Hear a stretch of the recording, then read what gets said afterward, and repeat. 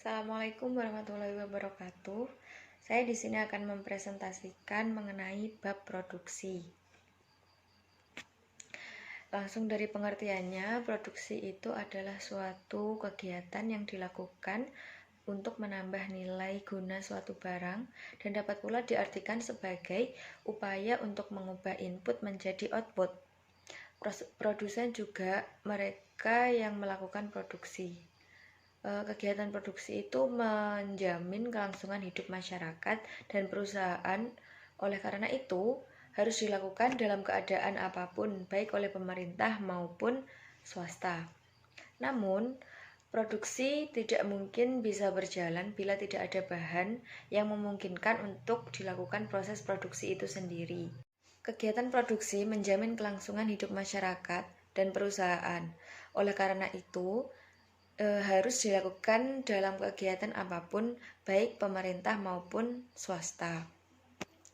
Namun produksi itu tidak akan berlanjut jika tidak ada bahan yang memungkinkan untuk diproduksi. Untuk melakukan produksi tersebut memerlukan tenaga manusia dan juga sumber daya alam, modal, serta keahlian yang semuanya itu biasa disebut dengan faktor produksi. Dilanjut kepada pembahasan, yaitu yang pertama teori produksi. Produksi adalah suatu proses yang telah lahir di muka bumi ini semenjak manusia menghuni planet ini.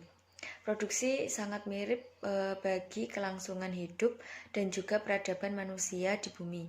Sesungguhnya produksi lahir dan tumbuh dan dari menyatunya manusia dengan alam.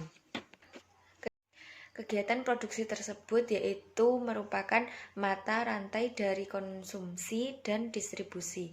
Kegiatan produksilah yang menghasilkan barang dan jasa, kemudian dikonsumsi oleh para konsumen. Tanpa produksi, kegiatan ekonomi akan berhenti. Begitulah pula sebaliknya. Untuk menghasilkan barang dan jasa, kegiatan produksi melibatkan banyak faktor. Untuk menghasilkan barang dan jasa, kegiatan produksi melibatkan banyak faktor produksi. Fungsi produksi menggambarkan hubungan antara jumlah input dan output yang dihasilkan dalam waktu periode tertentu.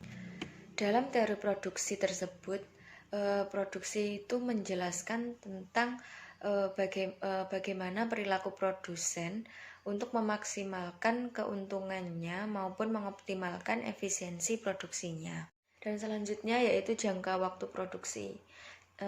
Jangka waktu produksi itu ada dua, yaitu jangka waktu produksi jangka pendek dan jangka panjang.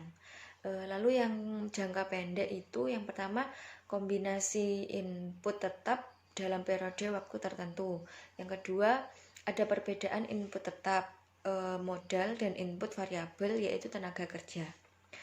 Selanjutnya yang jangka panjang yaitu yang pertama perubahan kombinasi input produksi telah terjadi dan yang kedua semua input dihitung dari variabelnya. Adapun juga konsep produksi jangka pendek yaitu membedakan antara efisiensi teknik dan efisiensi ekonomis. Juga mempertimbangkan dua input produksi yaitu modal dianggap sebagai fixed input dan input atau tenaga jam kerja sebagai variabel input. Kemudian memperhitungkan efisiensi melalui perkembangan dan data dengan menentukan AP dan MP masing-masing input tersebut. Baik, selanjutnya ada tahap-tahap produksi. Tahap-tahap produksi itu ada 3. Tahap pertama yaitu pada tahap pertama ini terjadi total produksi mengalami pertambahan yang semakin cepat. Dan tahap yang kedua yaitu semua total produksi mengalami pertambahan yang semakin lama semakin kecil.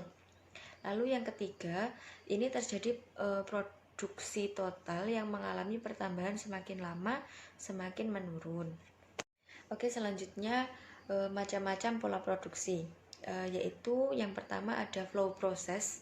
Flow process itu adalah cocok untuk produksi yang menggunakan tipe yang sama atau berurutan. Oke, yang kedua yaitu job shop process, yaitu proses produksi yang cocok digunakan untuk produk yang beragam dengan proses yang berbeda.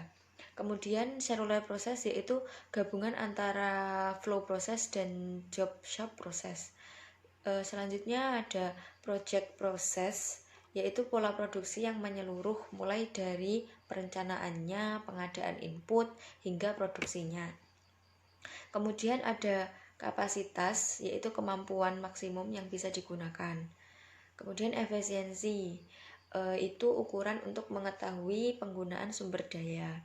Kemudian ada efektivitas, yaitu ukuran untuk mengetahui derajat pencapaian output.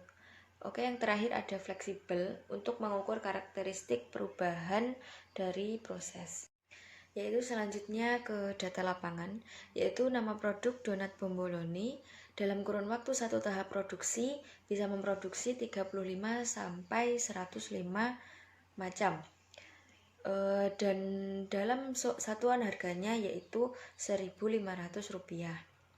Macam dan jumlah input variabel serta harganya yaitu tepung terigu 1 kg, telur 1 butir, margarin 1, gula 1 kg, serta selai 250 gram.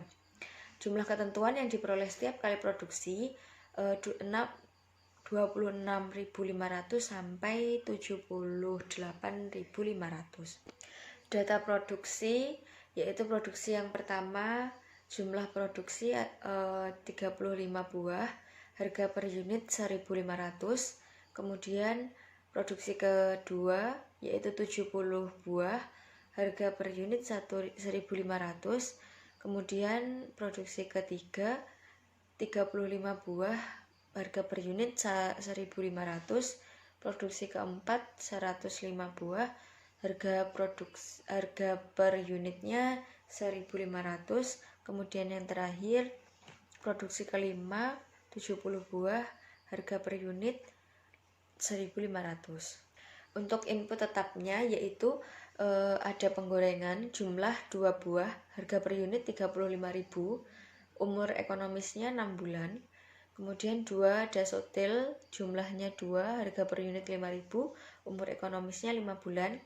Kemudian erok ada jumlah 2, harga per unit 5.500, umur ekonomis 5 bulan. Kemudian yang terakhir ada loyang jumlah 2 buah, harga per unit 45.000 dalam jangka waktu 6 bulan. Oke, kemudian faktor yang mempengaruhi produksi responden. Yang pertama, faktor produksi tenaga kerja. Responden di saat produksinya sepi, beliau menggunakan tenaganya sendiri dalam membuat donat bomboloni. Saat responden memperoleh banyak pesanan, beliau mengundang tenaga kerja ataupun saudaranya untuk membantu. Kemudian faktor produksi dalam bahan baku dan bahan penolong, yaitu tepung adalah bahan baku utama yang digunakan dalam pembuatan produksi tersebut. Telur, mentega, garam digunakan sebagai bumbu penyedap. Kemudian bahan penolong dalam segala pembuatan donat adalah penggorengan, baskom, juga mixer. Baik, cukup sekian presentasi dari saya mengenai produksi donat bomboloni. Wassalamualaikum warahmatullahi wabarakatuh.